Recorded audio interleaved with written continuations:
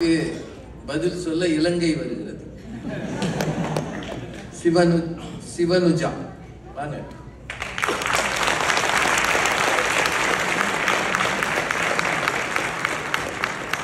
பாவாடை தாவணி நாம மறந்த ஒரு ஆடை, அதை அணிந்ததற்கே அவங்களுக்கு தனியான ஒரு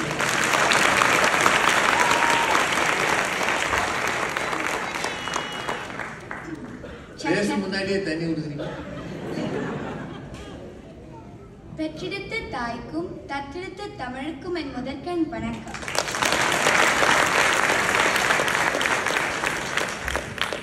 உலகை சுற்றி பல நாடுகளில் பட்டிமன்றம் நடத்தி வாழ்க்கையை வென்றங்கள் நடுவர் பட்டிமன்றத்தின் முடிசூடா மன்னன் மதிப்புக்குரிய ராஜா ஐயா அவர்களே,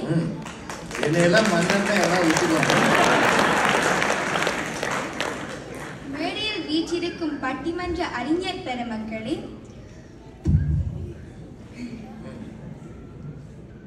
கொஞ்சம் மைக்கு கிட்ட வந்துருங்க. வாழ்க்கையில் வெல்வதற்காக உலகின் பல்வேறு நாடுகளிலிருந்து திரைக்கடலோடி திரளாக வந்திருக்கும் தமிழ் சொந்தங்களே, உங்கள் அனைவருக்கும் இனிய தை திருநாள் வாழ்த்துகளும் எனது பணிவன்பான வணக்கங்களும். உலகை சுற்றி வெல்வதே வாழ்க்கையின் மகிழ்ச்சி என்ற அணியிலிருந்து பேசுவதற்காக வந்திருக்கின்றேன். உலகை சுற்றி வெல்வதென்பது உள்ளதை கொண்டு வாழ்க்கையை வாழ்வதை விடுத்து வாழ்வின் தரத்தை மேன்மேலும் சிறந்ததாக அமைத்துக் கொள்வதற்கு புதிய விடயங்களை உலகில் தேடி வாழ்க்கையில் வெற்றி பெறுவதே உலகை சுற்றி வருவதாகும். இதைத்தான் சங்க இலக்கியமான புறநானூற்றில் கபிலர் பல் நாட்டு மக்கள் பலர் கண்ணீர் பல்வேறு மொழி கேட்டேன் என்று பாடியுள்ளார்.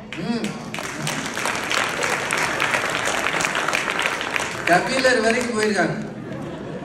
நமது புரட்சி கவி பாரதியாரும் கடல் கடந்து போகின்றோம், கண்டங்கள் கடந்து போகின்றோம், புது மக்கள் காண போகின்றோம், புது உலகம் காண போகின்றோம், கலைகள் கற்றுக்கொள்ள போகின்றோம், கருத்துக்கள் பரிமாறிக்கொள்ள போகின்றோம், கண்மணி போல் நேசிக்க போகின்றோம், கை கோர்த்து வாழப் போகின்றோம் என்று பாடி வாழ்க்கையில் மகிழ்ச்சி உலகை சுற்றி வெல்வதே என வெளிப்படுத்தியுள்ளார்.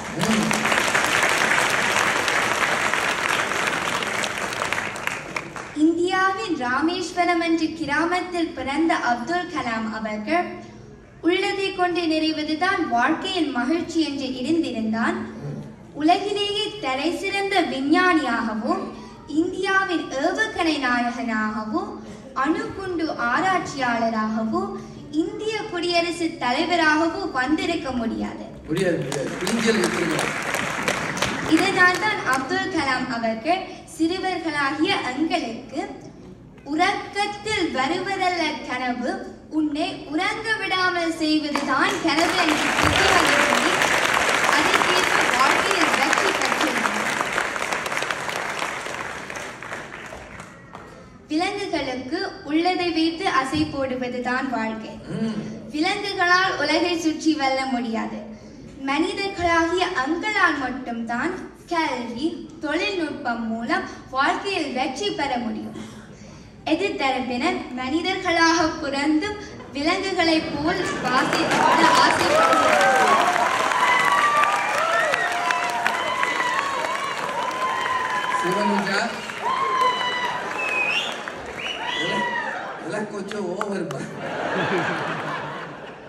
இந்தியாவில் ஒரு கிராமத்தில் பிறந்து வந்த சுந்தர் பிச்சை 2004ஆம் ஆண்டு கூகுள் நிறுவனத்தில் ஒரு பொறியியலாளராக இணைந்து படிப்படியாக பதவி உயர்வு பெற்று 2015ஆம் ஆண்டு கூகுள் CEO ஆகி வாழ்க்கையில் வெற்றி பெற்றுள்ளார். சுந்தர் பிச்சையின் வாழ்க்கை சோம்பி கிடக்கும் நமது எதிர்த்தரப்பினரை தட்டி எழுப்பும் என நினைக்கிறேன்.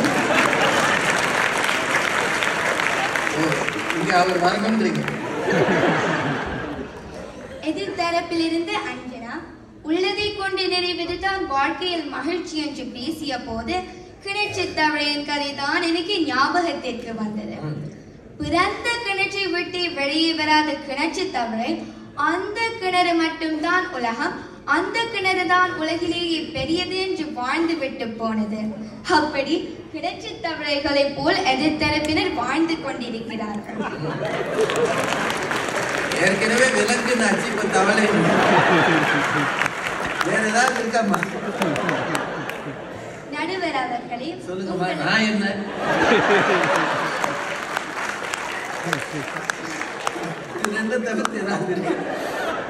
நடுவர் அவர்களே, உங்களுக்கு ஒரு கேள்வி. நான், நீங்கள், எதிர்த்தரப்பினர் மற்றும் இங்குள்ள அனைவரும் ஏன் அமெரிக்காவிற்கு வந்திருக்கிறோம்? எங்களை கூப்பிட்டாங்க. நாங்கள் எல்லோரும் அறிவை பெருக்கி பொருள் ஈட்டி வாழ்க்கையில் வெற்றி பெறுவதற்காக இங்கே வந்திருக்கிறோம். இந்த கனவு தேசமான அமெரிக்காவில் வாழ்ந்து கொண்டும் கூட உள்ளதை கொண்டு நிறைவதுதான் வாழ்க்கையின் மகிழ்ச்சி என்ற எதிர்த்தரப்பினர் பேசுவது வேடிக்கையாக இருக்கிறது. விஞ்ஞான வளர்ச்சியால் உலகத்தை மட்டும் சுற்றாமல் அண்டவெளியை கூட சுற்றி அறிவையும் பொருளையும் தேடுகிறோம். எதிர்த்தரப்பினர் சிலர் விண்வெளிக்கு போவதற்கு வெர்ஜின் கலாக்டிக் விண்வெளி விமானத்தில் முன்கூட்டியே பயணச்சீட்டை பதிவு செய்து உள்ளது கொண்டு நிறைவதுதான் வாழ்க்கையில் மகிழ்ச்சி என்ற மேடை பேச்சுக்காக கூச்சமில்லாமல் பேச வந்திருக்கிறார்கள்.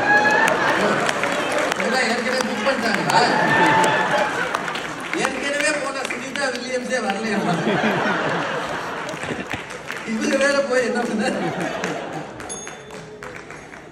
இலங்கையை பூர்வீகமாக கொண்ட நான் இன்று இந்த மேடையில் அறிஞர் பெருமக்களோடு கைகோர்த்து நின்று பேசுவதை இப்பொழுது காணொளி வழியாக பார்த்து மகிழ்ந்து கொண்டிருக்கும் எனது தாத்தாவின் கனவை நிறைவேற்றுகிறது என்றால்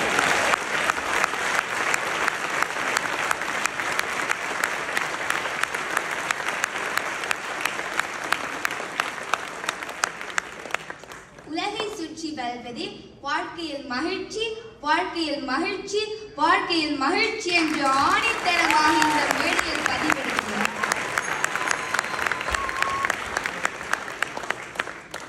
தமிழால் இணைந்தும் தமிழராய் உயர்வோம். இந்த பொன்னான வாய்ப்பளித்த சான் பிரான்சிஸ்கோ வளைகுடா பகுதி தமிழ் மன்றத்திற்கு எனது நன்றிகளை கூறி விடைபெறுகிறேன். நன்றி.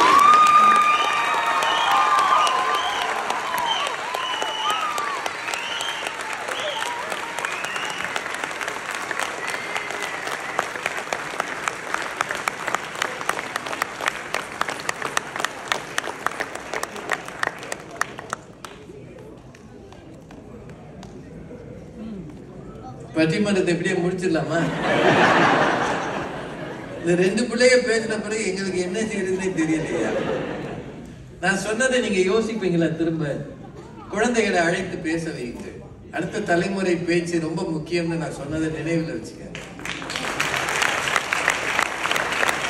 ஏறக்குறைய பேச்சாளர்கள் எல்லாம் முடிவு செய்த பிறகு நான் இவங்க நிர்வாகத்தினர்கிட்ட அவர் கோவிந்த் சார்ட்டையும் இவங்ககிட்டையும் நான் கேட்டேன், தயவு செய்து 2 குழந்தைகளை கூட்டுவாங்க மேடைக்கு.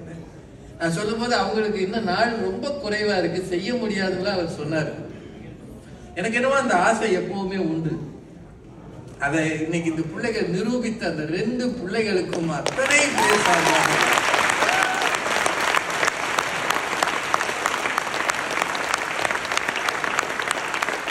விலங்குகள் அசை போடும், ஒரே இடத்துல இருந்து அசை போடும், உண்டதை அசை போடும் விலங்கு. மனித நினைவுகளை அசை போடுவான். அவனுக்கு இதுக்கு வித்தியாசம் இல்லையா? அந்த இடத்திலேயே இருப்பதற்காகவா நீ உன்னை படைத்திருக்கிறான் இறைவன்? எந்த விலங்கு பிறந்த ஊரை விட்டு போயிருக்கு? ஏதாவது ஒரு பிரதமர் அதை வேற நாட்டுக்கு கொடுத்தாருன்னா போகும். பனிக்கரடி அங்கிருந்து நம்ம ஊருக்கு அனுப்புவாங்க, அது 10 மாசத்துல போயிடும். அப்படிதான் ஏதாவது பண்ணுவாங்க. ஆனா விலங்குகள், பறவைகள் கூட வலசை போகும். சைபீரியால இருந்து தமிழ்நாட்டுக்கு வரும். விலங்குகளுக்கு பெரிய ஆர்வம் இல்லை. யானைகள் மட்டும் ஒரு நாளைக்கு குறைந்தது 150 கிலோமீட்டர் நடக்கும்ன்றாங்க. யானைகள் நடக்கும், அதால நிக்க முடியாது. அவ்வளவு பெரிய யானைக்கு உடற்பயிற்சி அவசியம்னு அது நடந்துகிட்டே இருக்கும்.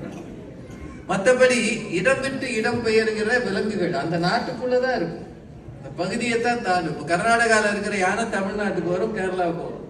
போக ரொம்ப ரொம்ப அனாயாசமா சொன்னாங்க அந்த பொண்ணு, நீங்க எல்லாம் விலங்குகளை போல இருக்கிறீர்களா. வென்றிடு பாரதியார் வரி, கபிலர் வரி, சென்றிடுவீர் எட்டு திக்கும் அப்படின்னு பாரதி சொல்லி இருக்கிறாரு. அதையெல்லாம் நினைவுல வச்சு பேசின ரெண்டு பேரும் ரொம்ப நல்லா பேசினாங்க. இனி என்ன பிரச்சனைனா, அடுத்து பேசுற பெரியவங்களுக்கு தான் பிரச்சனை. எங்களுக்கு முன்னாடி ஒரு நாள் ரொம்ப நல்லா பேசினாலும் எனக்கு பிரச்சனை, ரொம்ப சொதப்புனாலும் எனக்கு பிரச்சனை. அப்படிதான் பட்டிமன்றத்துல நாங்க பார்ப்போம். இந்த ரெண்டு பேரும் நல்லா பேசிட்டாங்க. இப்ப அடுத்த பிரச்சனை வந்து சரிதா அண்ணாதுரை அம்மா தான்.